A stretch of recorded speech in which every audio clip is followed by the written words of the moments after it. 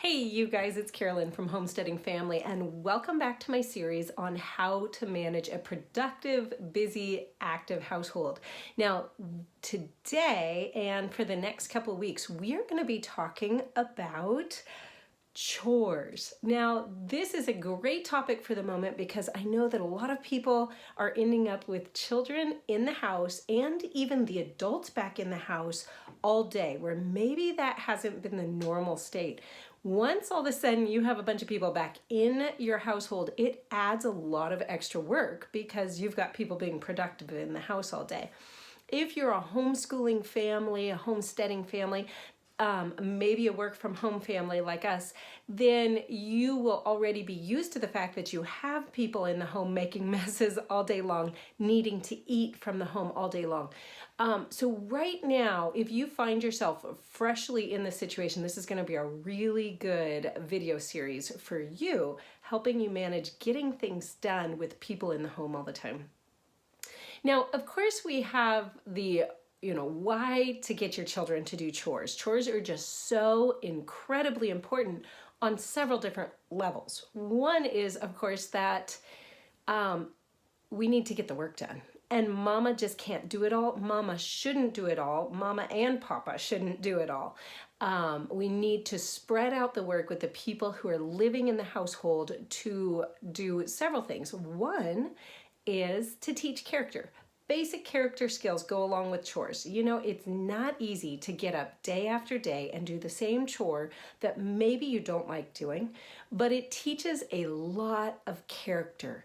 It builds a lot of different qualities into children as they get older so that they're prepared to face the real world.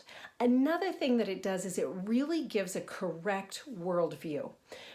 What I mean by that is if you have a child who is used to sitting around, maybe they go to school and do their homework, but they're used to their parents or someone else doing all the work for them, it is not a realistic worldview of what's going to happen when they become an adult. When they become an adult, all of a sudden they're going to have to take care of their own lives, their own laundry, their own household areas, and they'll be expected to work too.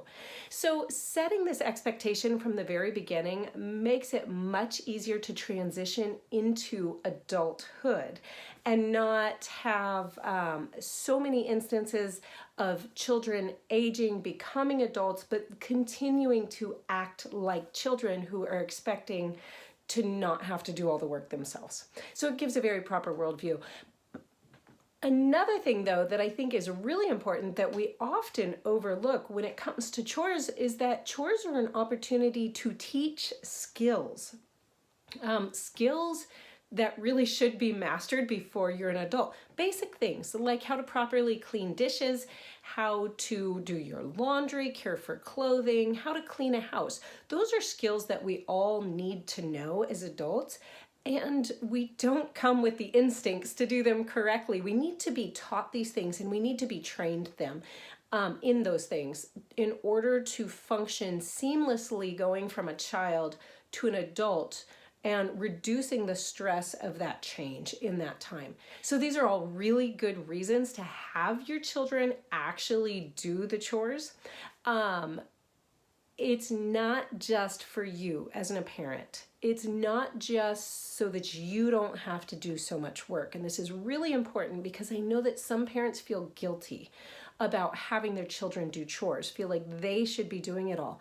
You are giving your children a gift by encouraging them, requiring them to learn the skills that they need in order to function effectively as an adult in an adult world when they get there. Okay, so let's talk about managing skills because this is something, or managing chores, because this is something that can be really challenging for parents, especially if you're not used to doing chores or having your children do chores, or if maybe you feel like you get a lot of pushback from your children who don't want to do the chores. Here's a major key that I learned as a very young parent that has shaped the way I've managed my household the entire time, and it has been such a blessing. That is to let your household schedule manage the chores, not you. What I mean by that is that our chore sets any time of the day that we do chores, that's usually immediately before a meal or immediately before a break or fun time in our schedule.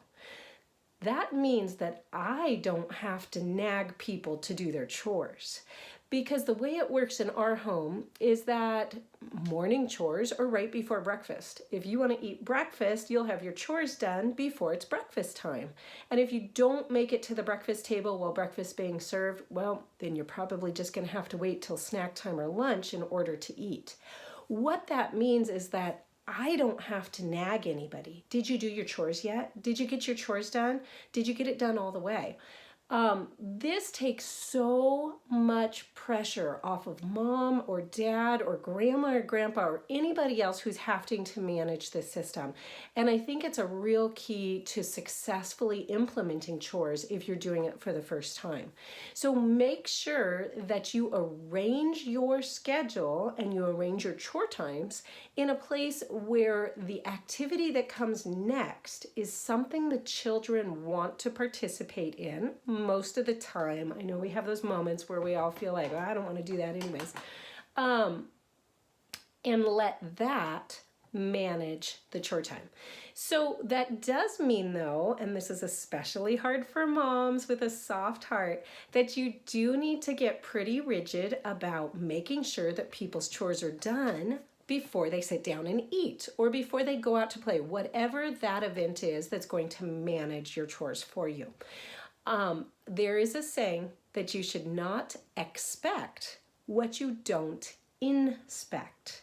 And I think it's a very, very good saying. So when our children finish chores, one of the parts of the chore is to come and check in and let the adult, if it's an outside chore, then the kids are usually reporting to Josh because he walks around and manages those and keeps an eye on those. A lot of times I'm inside helping manage the meals or the small children, and so I'm usually there. So the people who are doing inside chores are checking in with me. And they have to come and say, hey, I did this and this and this, and I can ask a few questions. Did you make sure to clean up behind you, or did you make sure to wipe down this area that you keep forgetting? They say yes, and I say, great, good job. And if they say no, I go, hey, go take care of that real fast. Don't miss breakfast. It's going to be in 5 minutes. And they can go get their work done in time to go ahead and still make it to a meal.